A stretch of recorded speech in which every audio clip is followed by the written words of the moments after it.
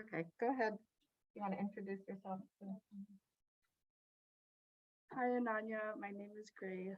I'm a little sick, so I'm soft spoken right now. But my question is, what role do audiences play in affirming the power of the creative arts and women of color movements? And is it fair to place artists and creators with the sole responsibility of advocating for art as a viable form of knowledge? And what place or responsibility do audiences also have in engaging and advocating for art? Oh, I love that. Are you an artist? Yeah, I'm a dancer. I love that, Grace. Well, um, thank you for that question. I think that, I do think audiences have to be active in responding to different kinds of beauty. And I feel like the biggest problem I run into is people, is that there has been, and this is the problem of the way marketing has happened in the US. So people who look a certain way must dress and dance a certain way. And they're like, why are you not dressed in a sari and dancing beautiful things about gods and goddesses and love?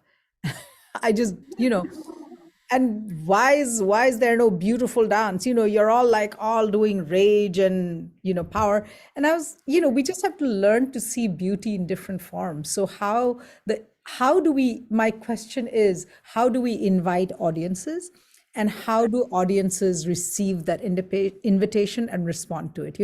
There's work that needs to be happened in both ways, but I'm always, if I could count the number of times that this has happened, some version of this, right, where a gentleman will come up to me and say, oh, I don't understand this dance thing, and I certainly don't understand the social justice choreography thing, but my daughter pulled me, so I'm here. And, I can either get really irritated, or, which I think is the more productive thing for me to do, is to say, well, I have this one opportunity to invite this person into seeing the world from this side. And because the movement for social justice and change does need all of us, right? So how can I, and I'm not going to do cute exotic things, nor am I going to offer change my performance, which is about justice, but how can I invite this person to see that imagining a just world is actually so beautiful for our bodies and for our imaginations? How can I do that? So I think that, again, the invitation is both ways. Of course. Thank you so much. Thank you.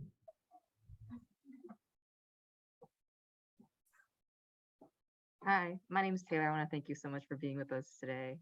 I just wanted to ask, as someone who's not a dancer, who's not super familiar with this form of art, how radical ideas can be expressed through dance, especially when there's not a linguistic aspect that can kind of explain things, and if expressing things through dance is like is more difficult compared to written or spoken forms of art, in your opinion. Thank you. I think it's somewhere, somehow, I think dance audiences got told, or someone communicated that metaphoric thinking is only for a certain group of people. And I think I think that's a terrible injustice, because we all think metaphorically, and there isn't a meaning in dance, but multiple ways of making sense, right?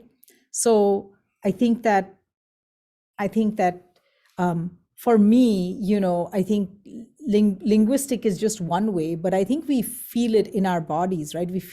We feel things in our bodies, and in terms of nervousness, we feel energy. I think new ageists have run away with the concept of energy, but what, as a dancer, I can tell you, it's a very material thing. It's that which powers the system. It's that which powers movement.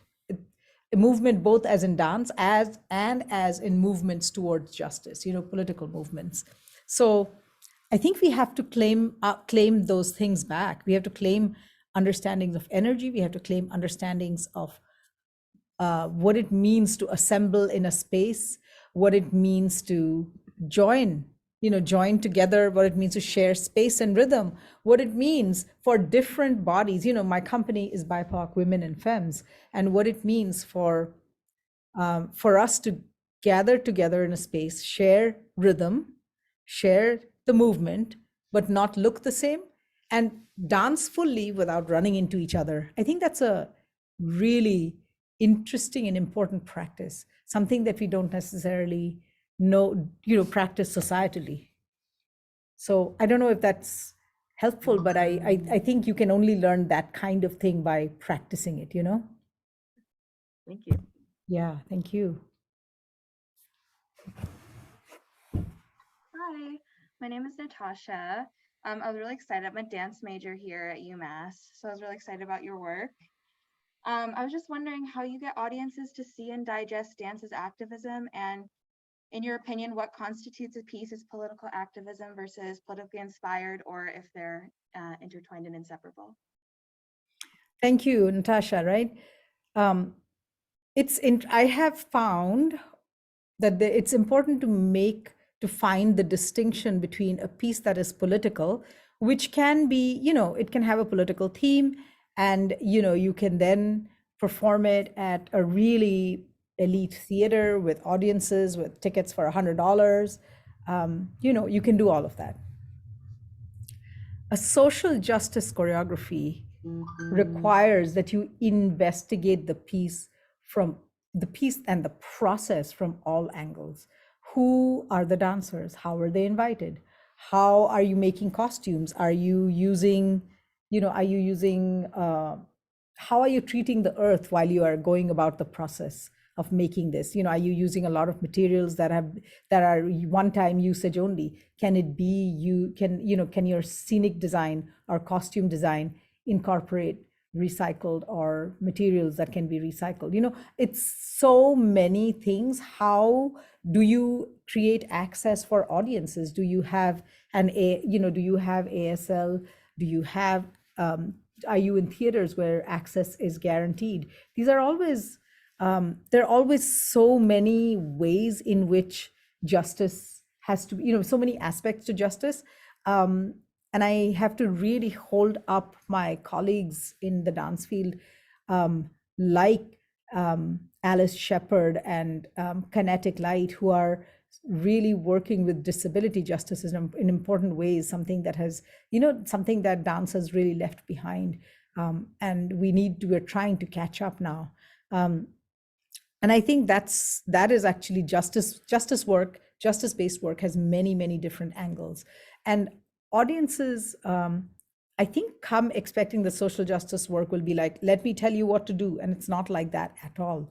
It's actually a very different way of entering dance, but it's just as beautiful and just as powerful. Again, you just have to let it, as long as you come with an open heart, right? Thank you. Yeah, thank you, Natasha. Appreciate that. I think we lost the closed captioning.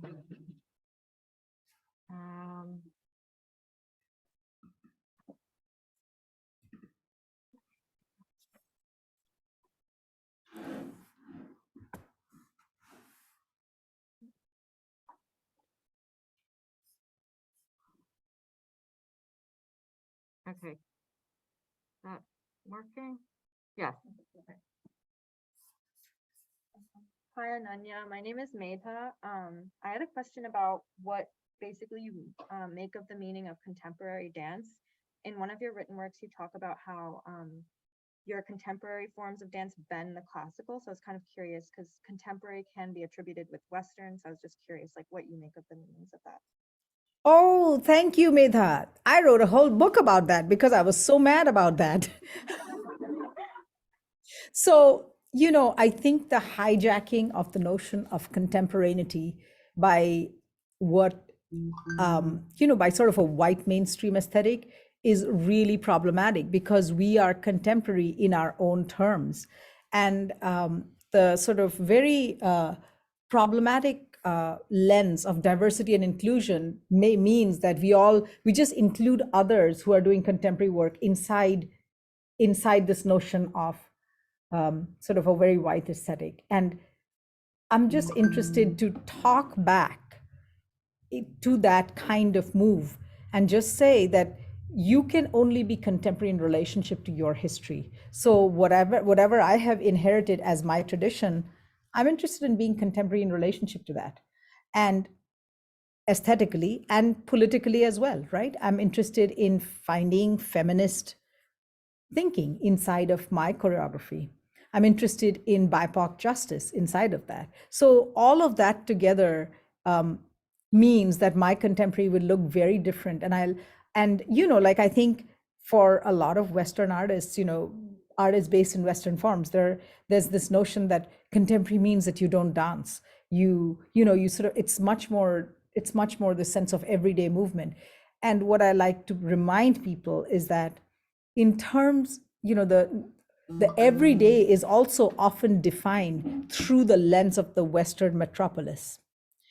My everyday looks very different from, my, depending on your location in the world, every day also looks different. But we seem to sort of flatten everything to, okay, let's all be, New York is sort of the everyday, and that's what everyone has to fold into. But it's also not just New York. It's New York, Manhattan, downtown, white bodies doing that. So when I think about contemporary, I think about contemporary from a South-South modality. And I also think that those of us who are working from a South-South axis, by which I mean, both BIPOC artists here and artists of the global majority in the world, I think we are working with two kinds of pushbacks. We're actually navigating our way in through two kinds of pressures. One is the pressure of folding into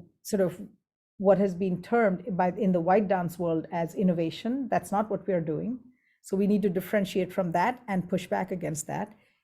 And secondly, by sort of, the recuperation as tradition. So we are pushing back against both those things. And it's really a complex and demanding negotiation, because in both ways you feel sort of you're being hemmed in, and neither of those are true. We can be culturally located and be innovative and contemporary in our own way. That's, I suppose, my answer. Yeah. Thank you so much. Yeah.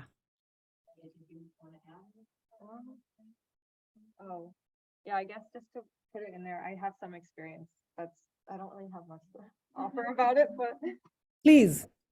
Wait, was Natasha going to say something? Sorry, Medha was going to say something?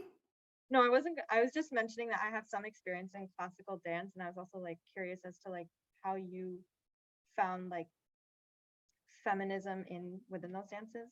Not to, I guess, ask. Yeah, thank you. It's so interesting because we can't, feminism and intersectional feminism sometimes become such different things, right? So, in the post-colonial era, a lot of middle-class women in the subcontinent found some kind of agency, finally a voice through dance. Yet at the same time, the articulations often did not understand differences of class and differences of caste. So, and I feel like right now there is a lot of the dance form has come, the classical, quote unquote, classical dance forms have come to be riddled with all kinds of hierarchies as a result of that, those unexamined privileges that have continued to sit inside it, So that's part of the problem. I feel like if I have to be feminist, I don't practice traditional dance right now, but it is the base for much of my creation. So I have to bend it in important ways. But I think while the aesthetic base is strong, I have to examine every moment. Which mythological stories are we telling? Which stories are we telling, and how? If sort of this notion of women characters can only be either goddesses or lovers, what kind of range is that? Or mothers? Like, that's, it's difficult. So I think it's important to constantly bring questions to that which passes as tradition, because that too was created at some point. Mhm. Yeah, thank you How about again. you, Medha? How about you? What, like, I guess like what's the question exactly? Like, sorry. The same question you asked, like, what about how have you found, since you said you've trained some? I guess I thought it was interesting that like women and femmes can perform like, you know, the male characters in or the masculine characters. I thought that was like sort of interesting how we can like shift gender roles. I thought that was like something interesting, and I'm now like revisiting like my dancing background, I guess. So that's kind of why I was curious about that. Very cool. Yeah. Yeah. Okay. Hi, thank you so much for your talk. My name is Prisha, and I've done Bharatanatyam for like 7 or 8 years. Like I did it a lot through elementary and middle school, and I kind of stopped doing it because I didn't really resonate with like the depiction of women through dance, and I didn't agree with a lot of the kinds of hierarchies that some of the Hindu like epics kind of have. And so I was wondering, you know, for dance gurus or for students, like what is the first step to like politicize the practice of dance? And like, you know, because if I went up to my dance teacher and said that this is wrong, like I don't agree with this, like can we kind of move away from this like religious connotation towards something more political? Like that would not fly. So like what's the like what's the first step for like kind of using dance as like a political project? Krisha, right? Yeah. Um, so I did try to tell my guru that I was going to do, because I felt like it was a split inside my psyche, here, like inside her, I would train with her in this beautiful house, and there was this, all these gorgeous dances of love, and, things were all in good order. And then I would literally leave the house and cross the street to the bus stop. And, the women's movement was very active at that time. And they used street theater. And so they would always sort of commandeer the space of the bus stop where a lot of people were gathered. It was a nodal bus stop, many buses stopped there. So they would commandeer that space and hold street theater about issues around domestic abuse and all of these other kinds of violences. And I just literally was like, oh my goodness, they're so this aesthetic, this quote unquote classical aesthetic, has a lot of formal power, whereas this street theater is what is drawing my heart. So how can I bring them together? But I spoke to my guru about wanting to explore a contemporary dance that was really about our daily lives, and she was so mad at me. She was furious. So we didn't talk for a while.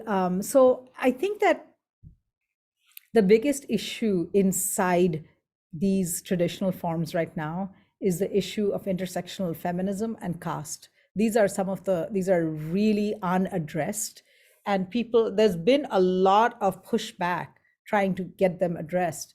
And I think the first step is really I don't know, my first step would be to understand what is it that we understand as uh, beauty. Like, I do think beauty is a political force. What is beauty, and what kinds of things do we find beautiful? Like, there are some kinds of things that just don't seem beautiful to me at all anymore, or have, I always doubted that they were beautiful. What kinds, and this how can we not underestimate the power of the stage to uh, portray modes of femme behavior that are actually not what we do at all in real life. We're not coy in love situations. If someone says, you want to go on a date, maybe, we don't like be all shy, and we don't do that. So why would we perform that? It's out of touch with what reality is. So I think I wish we could also non-valorize this notion of tradition. So it's not like, oh my goodness, it's tradition, so we must keep it. Patriarchy is also a tradition. It can go. Racism is also a tradition. That too can go, right? These are all, so I think being willing to examine that would be something. But I think we are far away from that. I think the silences around violences that are inside the practice and the transmission of the practice. So, teachers to student violence that actually has happened a lot needs to get spoken about. And when someone brings it up, they need to not be ostracized, which too is happening. Thank you so much. And best of luck. I hope you're able to speak to your teacher about this. I just gonna try to clean this up a little bit. Realize this was gonna show all these things. Oh, all right, that's not gonna help. Okay, Emily?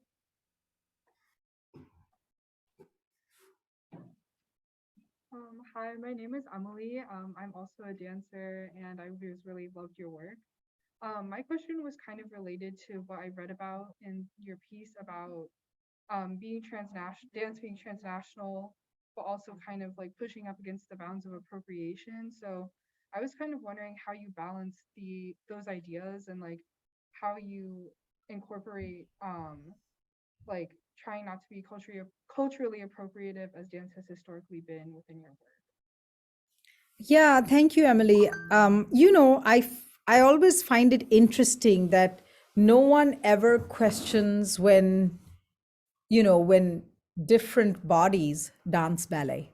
No one questions that, right? Or modern dance or postmodern. But the moment someone participates in, actually, let me rephrase that. I think white dancers inside Asian, let's just say Asian forms, are also not questioned. We're like, oh my God, that's amazing. They value this. That's great. But what about different kinds of anything other than that, though? How do we talk about a way of study and understanding a form that is built on the notion of sharing rhythm and form? You know, I feel like to some extent, you know, dancing's role is also something. Dancing demands actually that we look at. We can't be always playing ourselves, right? We can't just only tell our own story. The act of imagination is supreme. We can't steal other people's stories, but we can for sure use our imagination, and we must, to find where memory and news and imagination intersect to create a mosaic of many story fragments. That I think is not appropriation. That I think is about making our own narratives. Otherwise, it's hopelessly narrow, where I can only tell a biography of myself. That's also, because anything outside of self ultimately is like, it's just different. So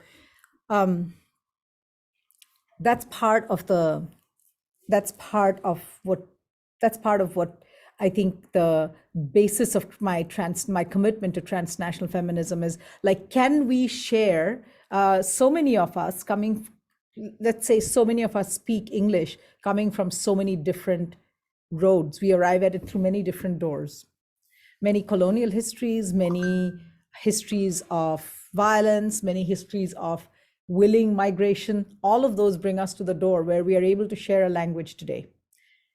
How can we keep all those histories and be part of and share a particular kind of dancing practice that creates the basis of ensemble, and respect that different bodies will look somewhat different within the interpretation of that form. So I think it's a complex negotiation, but looking at the ways in which we enter it is very important in this notion of transnational feminism. Thank you. Do you agree? Yeah, I think so because I come from a background of classical ballet and it was definitely making me think about like what stories are allowed to be told by forms like ballet versus forms like Indian classical dance or like other like ethnic forms of dance. Like, Mm-hmm. Yeah, thank you. Thank you.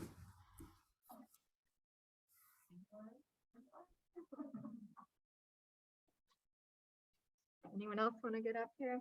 If not, I have some of the questions that were posted. I can try to rephrase some of these, but yes, no. So there was some conversation, again, we had people post questions about, you, in your writing, you say that you are um, seeing yourself as part of a movement of Asian American artists. And some of the questions were about, what is the pressure to produce, quote, good representations or positive representations of Asian Americans, particularly within sort of the model minority framework, and how do you contend with those kinds of pressures? Yeah, I think this is a really important question actually. How to not do the, oh my God, the forever endless suffering victim, or I think it's actually I think the good representation is either one that is completely in tune with their cultural, with what is perceived to be their cultural heritage, or one that is saved by the big state of America. So neither are actually true. We actually are always holding ourselves up in different ways. So my despite the pressure, I feel that I feel like my commitment is always to complexity and to never to have one story, to have multiple, again, to sort of not have one story and not have the arc of one story either. Throughout the evening length work, there is sort of the arc of many stories that are, it's sort of a mosaic of stories juxtaposed against each other, creating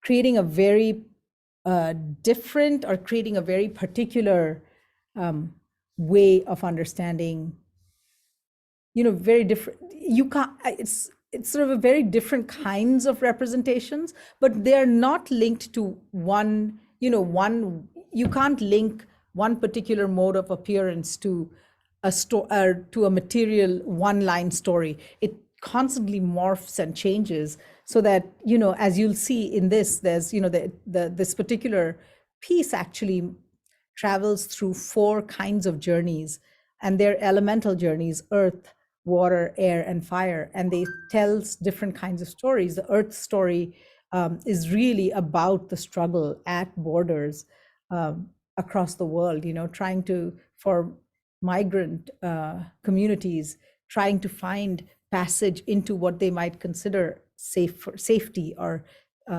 better life conditions.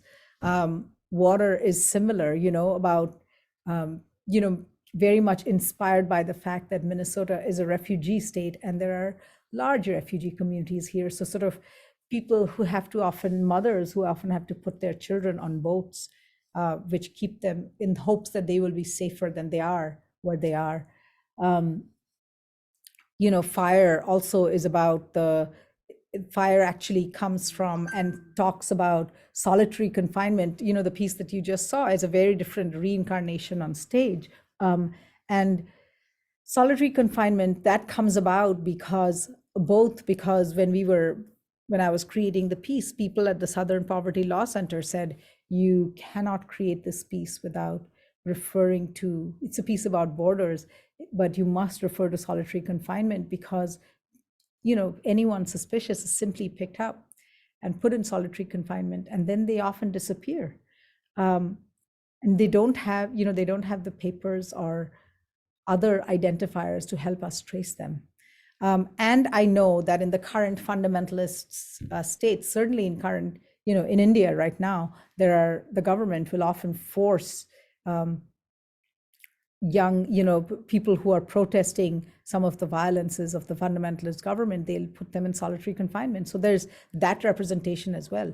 There's also representation of love. So all of these stories really are refused to be put into one box. And for me, that's the most important way to respond to, not good representations, but multiple, always multiplicity.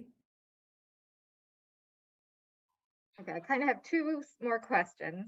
Yeah. So one is about, which you've already addressed with some of the questions about and particularly relates to Roderick Ferguson's piece um, in the volume about how you're really resisting and subverting the usage of Indian dance as a vehicle for Hindu nationalism, and really just challenging this idea of ethno-supremacism, and particularly of some kind of like pure or authentic form of Indian dance. And this related to, we actually did a unit earlier readings on hula, and again sort of like the tensions between like hula becoming very popular and having like hula contests, and native Hawaiians saying this is a sacred dance, that we don't want this commercialized. So there's sort of a set of questions from people who particularly are outside of these quote communities or traditions to which the dance forms trace their roots, but are very appreciative, or are want to be allies or in solidarity. So what are your thoughts on, again, some of these tensions about, again, sort of authenticity and cultural appropriation? Just, I don't like that framing of it, but and then how your Ananya Dance Theater in particular is grappling with some of these tensions. Yeah, thank you. I think of this, I mean, I love that question. I think of it in relationship to yoga a lot, right? So as a practitioner of yoga, I think it's a fabulous practice. It really grounds me. The way in which it progresses in integrating sort of nervous systems is fabulous. However, it is, it's impossible to go anywhere where it hasn't been incorporated into the sort of white capitalist producing machine. It's everywhere. That's exactly what it is, right? So much so that the kind of changes that the yoga industry has made in the US, teachers go from here and share it in India, and people are like, and that gets incorporated back in India. I was like, it's incredible. My God, this was never part of the practice. How is it suddenly becoming part of the practice? So follow the money in that case, right? But I also noticed that young sort of youth in grade school, especially in impoverished neighborhoods, actually benefit from the practice. I also know that because it helps some kind of, again, because of the nervous and physical and nervous integration. At the same time, I know that the Hindu nationalist government is forcing yoga, everyone, all government employees, to practice yoga as a Hindu practice. um, it's so complicated, right? It's the economics of it is one important piece, but also how we resist and push back. It's always, I feel like the emphasis needs to be not on the ontology, not on the what of the practice, but on how, on the epistemology of the practice. How through the practice do we come to know our world? So, how we speak about our bodies, not in terms of in yoga specifically, and this may be different for hula, not in terms of a sacred, not in terms of sacred practice, but it's a practice that can be helpful in centering ourselves in the sort of body mind centering that seems to be the domain often of the West. But we have a different practice, and that's how we do it. It is something that can be studied, but I think and it certainly does sit in a quote unquote Hindu worldview of the body, like the lotus and all of those ideas, Padmasana, all of those can be seen through a Hindu lens, but Hinduism is different from a Hindu fundamentalist lens. And the moment it gets filtered through a fundamentalist lens, we have to start being suspicious of it, So that's not an answer at all, except just to say that keeping the complexities alive is what will help us at this moment, this historic moment. Do you have time for one more? Yes, absolutely. Okay. So questions about process of the company. So I also signed the first chapter about writing and dancing together as a collective creative process. So can you talk about how you as a collective pick the themes you want to address, how you choreograph. Have there been tensions where people have said we don't want to do it this way?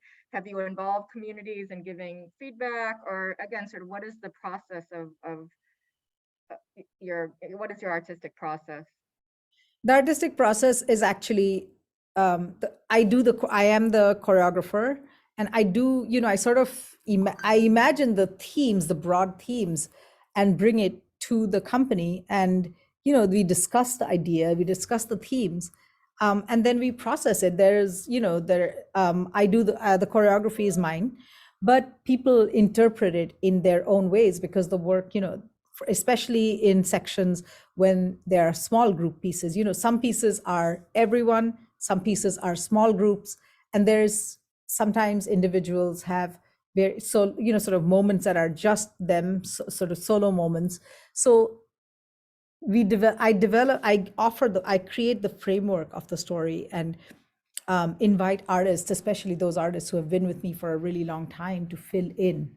And that process is usually good. Sometimes there are tensions because we all cling to a particular notion. So I'll remember that the head is this way, and someone else will remember that the head is that way, and then we're all very like, I remember it to be this, but we somehow work it out. So we come to an agreement about what it's supposed to be, especially in ensemble based work, because partly the power of collective we all recognize that the power of collective imagery is the power of collective imagery. A group of artists who look very different from each other, all looking on the same beat to one direction, is something that brings the power of a shared platform. So those are moments where we bring ourselves to agreement.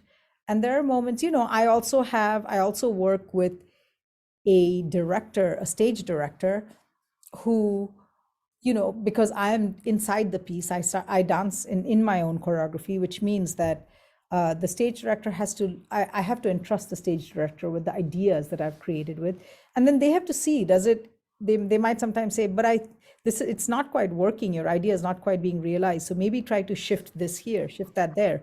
And whether I like it or not, I have to try it. I may not agree, but it is always, because I'm inside the work, I have to sort of not be a diva, and I have to just really see whether that idea works better. And it's sort of a process of it's a back and forth process, but we very often workshop our ideas with the community. So we'll invite them to showings, we'll invite them early. So for next year, for instance, we're going to create the sound score is going to have what we call a wall of whispers around breath, because this notion of I can't breathe has become such an important rallying cry in our times. So it's going to incorporate all of our voices, artists and community members in it. So that will happen through workshops that we invite people to. So the work invites a lot of participation quite often. So just lastly, anyone else want to ask anything? Do you want to say anything about the upcoming performance here and sort of what your vision for that performance is? Yeah, I'd love to invite everyone to the performance. It's as I said, it's in 4 elements: earth, water, fire, and air. And there's a beautiful poetry. I work collaboratively, and there's beautiful text by Sharon Bridgeforth, who's also the dramaturg, really amazing artist from LA, and a New Orleans-based artist, sound artist, composer, Spirit McIntyre, who's, Black non-binary artist, has created the score and also performs live. It's really, really gorgeous, the soundscape. But what you'll see in it is multiple, sort of the stories of earth, different from the stories of water, different from the stories of fire, and finally air, which is really an ode to liberation. What would it be like if we were really dancing under blue sky, this notion of open blue sky. So it really tries to imagine that kind of passage of artists, of people being able to move through space without having to fight, without having to struggle at every point, which is both the struggle of water, very much inspired by, stories of Hmong communities here. Also, we were a couple of years ago, we were in Bangladesh, performing in Bangladesh, where we encountered the Rohingya refugees, and the stories that it really hurt, it really struck my heart. But all of these stories are told metaphorically, so you'll see, you'll catch resonances, and maybe you'll find ways to make your own stories. I hope you come and make your stories and see what sticks with you in all of those. Okay. Well, you can't see everyone. Maybe you can hear them. Everyone wanna. Thank you so much. Thank you again and again. Before people leave, I'll just put the information here in the chat. This is the link. If you just go to Fine Arts Center, it should come up. Someone wants so the flyer went out with all the information of who are the co-sponsors. Okay, thank you again. Thank and you. Look Talk forward to soon. your performance. Thank you so next much. week. Thank you. Thank you. Thank you. Thank you.